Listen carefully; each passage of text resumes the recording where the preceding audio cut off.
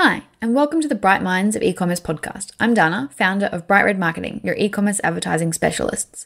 Today, we are here with Chelsea from Blossom Media. Starting out at just 20, Chelsea has built her agency on real-world experience, and given that most of her clients come referrals, you know she's good at what she does. She works full-time on her own social media marketing business with a range of e-commerce clients that inspire her every single day.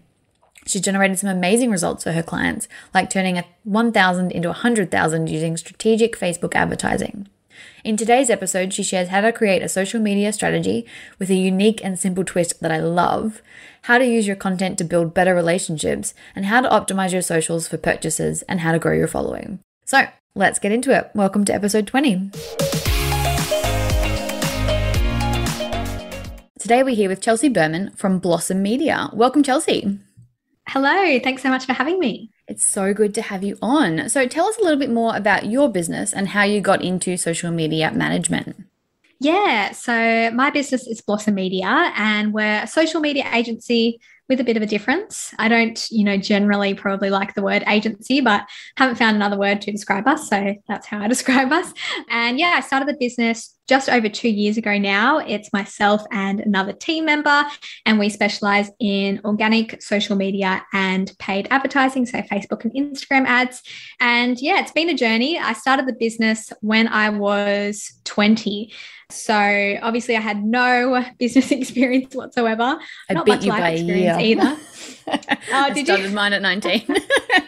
There you go. So you know the struggles. I do. Yeah, definitely a big leap, a big risk, but yeah, it's really, really paid off. And yeah, we work with e-commerce businesses to really help them grow and shine on social media. And a big part of our business now is also teaching people how to do it themselves.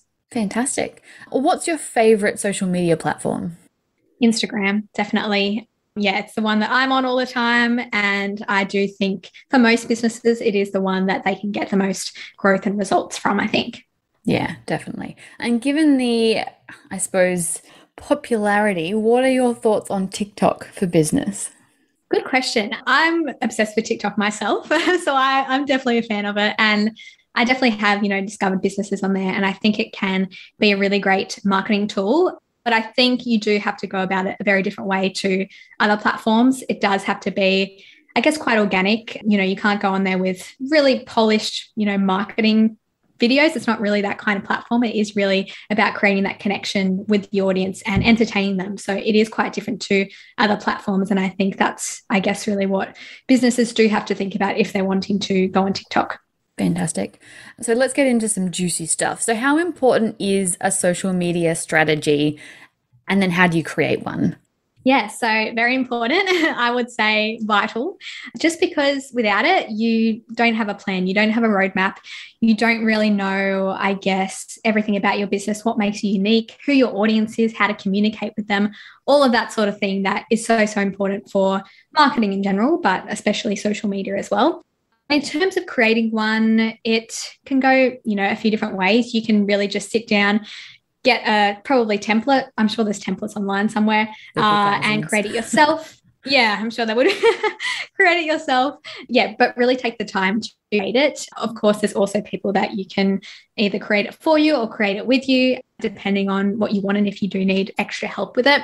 And in terms of things that it should include, as I mentioned, your unique selling point, really what makes you unique and why people would buy from you. Your audience is super important, who they are, where they hang out, really how to communicate with them.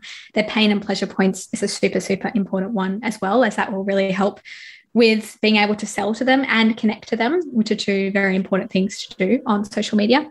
And then also, just what you're going to post and how that relates to your goals and what you really want to achieve from, that certain platform, or just achieve in your business in general. If you do think about your future vision, your future goals, how is what you're doing on social media going to help you get to that? And then, of course, you can think about your other channels as well and what other channels you might need to add in there to help you achieve that goal. Yeah, fantastic. So I know a lot of people will be okay with the strategy part, or they think they're okay with the strategy part. I know something that a lot of businesses struggle with is the actual practicality of posting and knowing what to post. Do you have any suggestions around that? Yeah, definitely. So obviously when you do create the strategy, that will help, because really knowing what to post is all about knowing what your audience is going to like, but also what they need to know to be able to buy from you. And that might be a whole range of things. You know, they might need more education around your product or your industry. They might just need to see the product being used or worn on someone, depending on what it is. It can be a range of things. But in terms of, I guess, really planning your content, I always like to think about two different types of content and make sure you're posting both of them. So the first one is going to be your connection content. And this is where you're really connecting with your audience on some sort of a personal level. It's where you want to really put a face to the brand. I always suggest doing that where you can and really getting to know your audience and connect with them.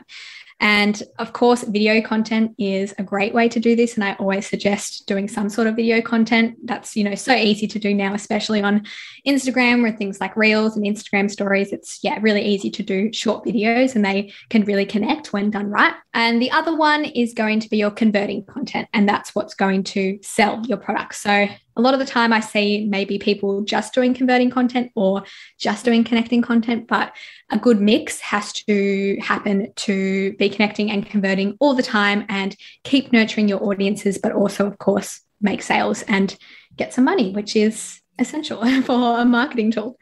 Yes. And I suppose the goal at the end of the day, it's not just about those likes, obviously, especially for an e-commerce business. It's really about getting those sales through. Exactly. Yeah.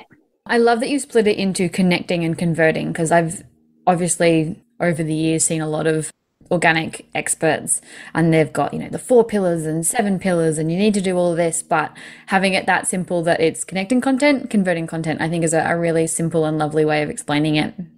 Thank you. Yeah, I actually only changed that quite recently. I do still talk about kind of 4 pillars, but I guess when you're just talking about it more as a surface level and more of a simple way, it's so easy to just talk about those 2 types of content. So thank you. For those who are listening that don't know what the 4 pillars are, can you just quickly run through what they are? Yeah, so I think they probably vary between each social media marketer, but they're kind of the same type of thing. So one would be educational, so educating your audience and again on what they need to know to want to buy from you. There is promotional, so that's really selling your products, reviews, user-generated content, all of that sort of thing. There's personal, so that is really that connection content, showing some behind the scenes, showing some of your day-to-day life, creating that personal connection. And then there's entertainment, and that can really be anything that's entertaining to your audience. So, Reels is a great way to do that now. Those really entertaining, fun Reels, which do, connect to your audience in some way because you are giving them some sort of entertainment, or it can even be inspiration, whatever your audience would like. So yeah, I guess if you're thinking about connection and converting, promotional and education are kind of that converting content. And then personal and entertainment are the connection content. Fantastic. Yes. Yeah, I like your way much better explaining it. I think it's a much cleaner and easier strategy, I think, to run with when business owners have got 7,000 things on their plates already. Exactly. Yeah. Less is better. Yeah, totally agree. I know a big part of what you guys focus on is building really great relationships with customers through social media. So do you have any favorite tactics on how to do that? Yeah. So the first one sounds simple, but is very scary for people. That's just simply showing your face. And it can depend on your business, how big your business is. If you have a team, it might not just be showing your face, or you might not even be the face of the brand. I had a scenario come up the other day where it was an older lady starting a business directed at teens. So, her being the face of the business to target teens doesn't really make a whole lot of sense. So she's going to kind of work with influencers and also her teen daughter to kind of make them more the face of the brand.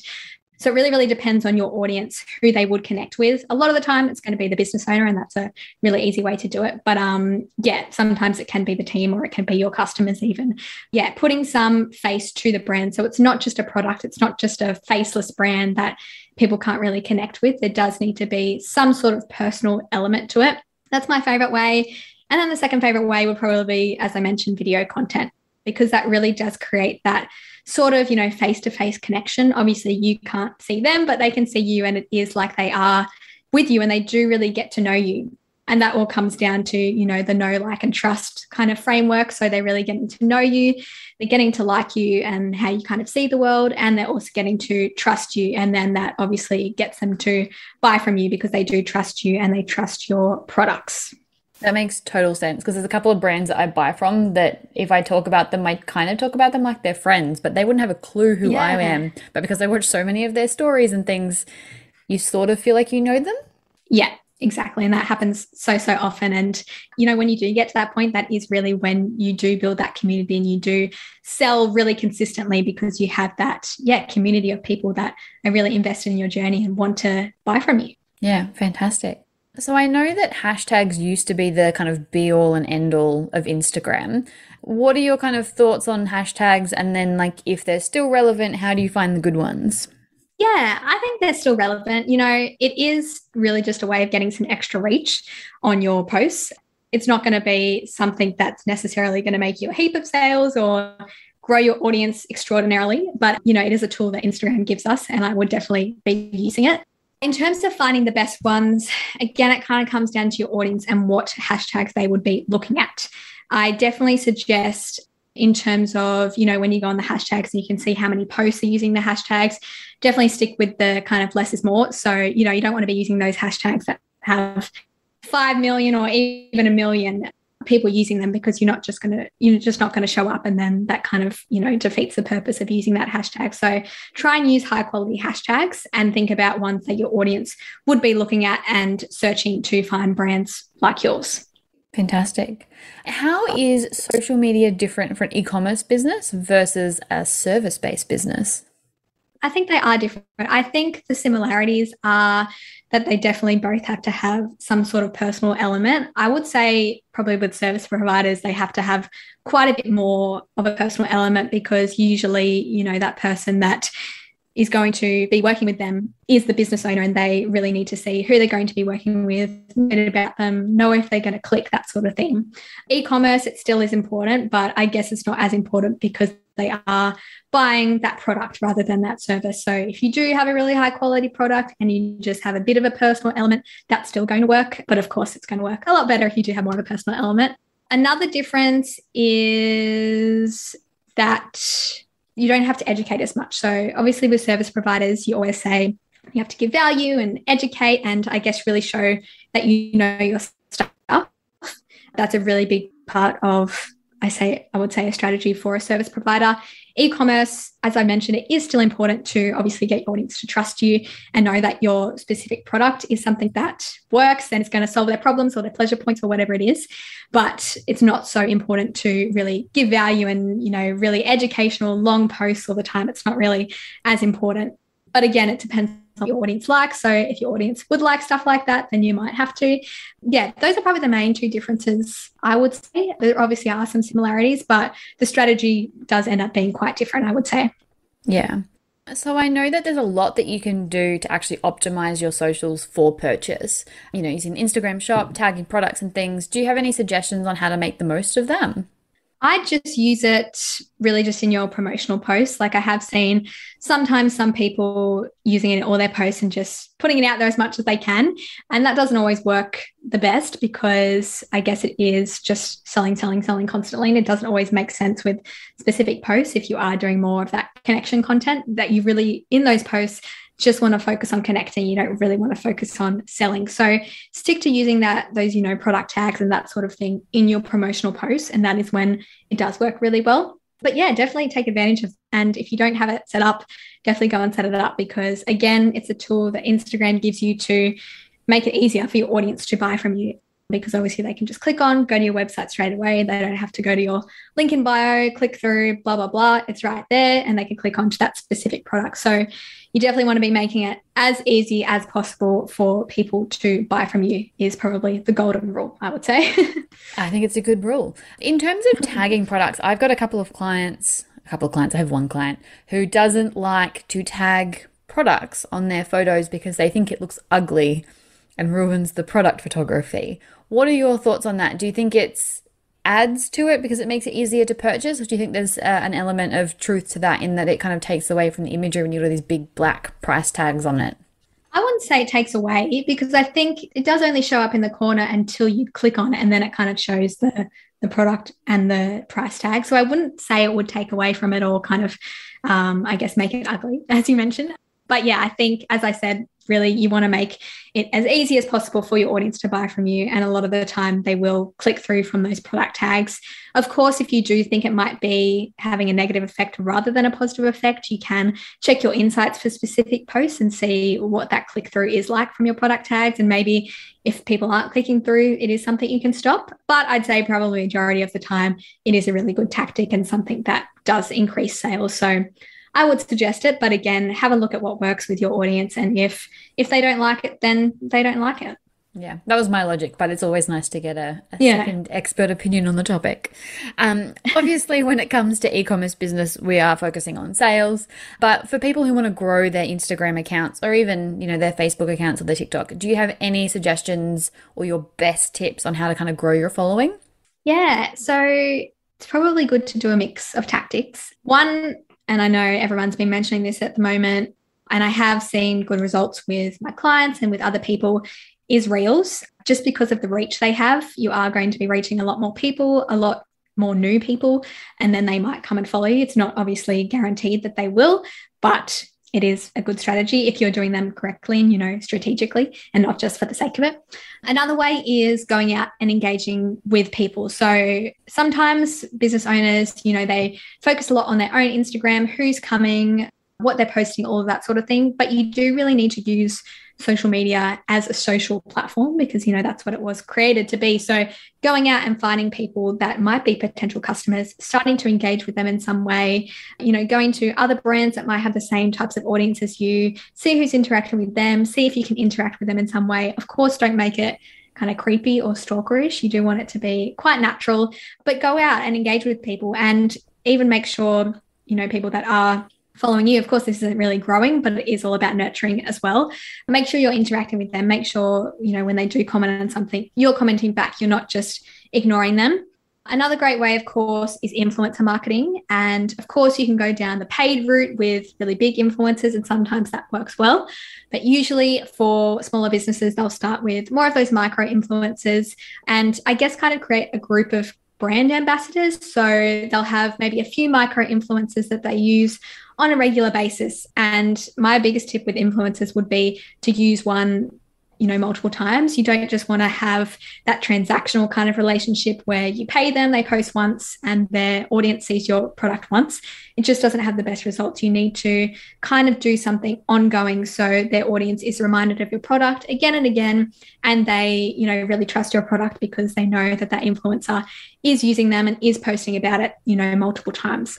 So if you are using influencers, that is a great way to do it. Another great way is to collaborate, and that might be with other businesses with the same, audience as you, same type of audience, or it might be with influencers, and do things like, giveaways or even, certain types of content that you can collaborate on. So you're both growing your audience and you're also, of course, getting that, I guess, hype around it. So, when you do a giveaway, you'll obviously both be exposed to each other's audience, but you'll also be exposed to a wider audience of people that see your giveaway and get really excited about it and then will, go along and follow your journey. But yeah, I'd say there's definitely a right way to do it, a strategic way to do all of those things. And also, I guess, more of a wrong way to do it where you might get followers, but they're not going to be in your target audience and not going to be potential customers. So you just have to be careful when you are doing those sort of strategies. Yeah, I think that's great advice. So how do you know if you're a business owner, you're worked off your feet, you're thinking about outsourcing, when is a good time to start outsourcing, your organic social media? And is there anything that you would recommend a business keep in-house? Yes, I'd say when you can afford it is a big one. I wouldn't do it before you are ready and before, I guess, you have that extra budget, because this is from personal experience, it does just mean that you're going to be very stressed about it. You're probably going to be micromanaging maybe that social media marketer or whoever you've outsourced to, because, you are spending that money that you might not generally have much of, if that makes sense. So basically, in general. Yeah, just good financial advice, probably. Yeah, just make sure you have the money, basically. And make sure it's not going to be, I guess, a stressful experience for you, and it's going to be a good experience for both you and for, the social media marketer, because you want to have a good relationship between the two. The other one would be, obviously, if you just don't have the time. So I know a few people, and I think this is when it works really well in terms of keeping some in-house, outsourcing some.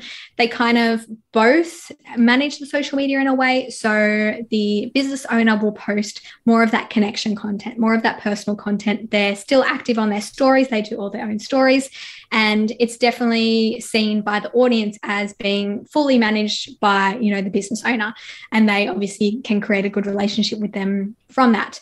But behind the scenes, there is a social media marketer or an agency doing all of the other posts. So the promotional posts, the educational posts, all of that sort of thing. And that obviously takes a lot of time from the business owner. So they have more time to do other things, but still creates that really good mix of content and that really, authentic voice across the social media. So sometimes if you do just outsource it all, it's really hard for someone that's not maybe with you all the time or not you to talk about you, if that makes sense. So yeah, it can work really well to kind of do a mix where you're doing more of the personal content and you're outsourcing the other content that you don't have time for, and also that you might find trickier to create because that's that content where you're selling. And a lot of the time, and I find this too, it's really hard to sell yourself or sell your own products. So it's good to outsource that when you can. Yeah, that's fantastic because I think a lot of business owners, especially ones that I've spoken to, really struggle with that because they're like, well, I can't outsource it because it's me. Like they can't be me on the stories and they can't be in the warehouse. Like it would cost a fortune to have a social media manager or an agency in your warehouse. Like that doesn't work. So the thought of actually splitting those two parts apart and having the salesy part outsourced and you doing the connection stuff is fantastic. Yeah, it works really well from what I've seen anyway. Yeah, wonderful. Is there anything you think we've missed? I don't think so. I know obviously you do Facebook ads as well. And I think everything we've talked about today, getting that organic content and strategy really strong before you invest into the paid advertising side of things always works so well and means that, when you do invest into the paid advertising, you get a lot better results. And I'm sure you would agree with that. So yeah, I guess I just wanted to mention that as well. Yeah, 100% agree with you there. It's so much easier for us, as you would know, to do our jobs with the paid advertising when there is a solid strategy and there is good content and there's good videos that have been created and those sorts of things. It makes our jobs much easier. Yes, which is always nice. Yeah. So we're just getting into the last few questions that we ask everyone. So do you have any strategies or habits that help you stay on track with your just everyday life and business? Oh, yes. Having a project management platform or tool. I used to use Asana. I now use ClickUp, which is quite robust, does have a lot of features. And that just means I can go in there every day. I know what I need to do that day. I have all my future projects in there. I have all my client information. It's just all in the one spot. And I don't have to rely on everything that's in my head because that would be very tricky. So yeah, I rely a lot on that. Like. Yes, I hear good things about ClickUp. I've heard a lot of agencies move to ClickUp lately. Yeah, it is very similar to Asana, but I just find it has a lot more features. So yeah, it just was a good switch. I'm glad that I did. Very nice. Do you have a favorite business book? I don't probably have a favorite, but one that I'm really loving that I'm reading at the moment is a new one by Emma Isaacs called The New Hustle. I think it only came out like last week and it's really great. It's not, I guess, one of those more of a business story book. Like it's not her personal story. That was her previous book. But this one's really, really practical for business owners, even for employees. Like there's just a lot of tips, a lot of strategies in there, which is really cool, I think, from a business book, because I have, I guess, in the past read a lot of those more story ones. And I love those as well. I read Samantha Wills recently and that was amazing. But yeah, this is just a bit different. And yeah, I've been really liking that one. Fantastic. Do you have a favorite podcast? Again, probably not a favorite one because I listen to so many and I discover new ones all the time, but I've really been enjoying Seize the Yay by Sarah Davidson, I believe her last name is. Yeah, Seize the Yay, amazing. She does interviews with so many different people, business owners, but also just other people, other influential people, other people that have done cool things in their life. Yeah, it's really, really interesting to listen to and you definitely learn a lot. Sounds amazing. I might have to check that one out. I've heard about it, but I haven't had a chance to have a listen yet. And if people want to get in touch with you, what's the best way for them to do that? Yeah, so I have a website, which is just blossommedia.com.au. I have my services on there, a contact form if you need to get in touch. But also I'm very active on Instagram. It is my favorite platform, as I mentioned at the start. So yeah, if you do need to get in touch fast, you can pretty much always catch me on there. Wonderful. Well, thank you again for joining us. It's been brilliant. You've shared so much practical information, which is what we love to see. So thank you so much for joining us. Thank you so much for having me.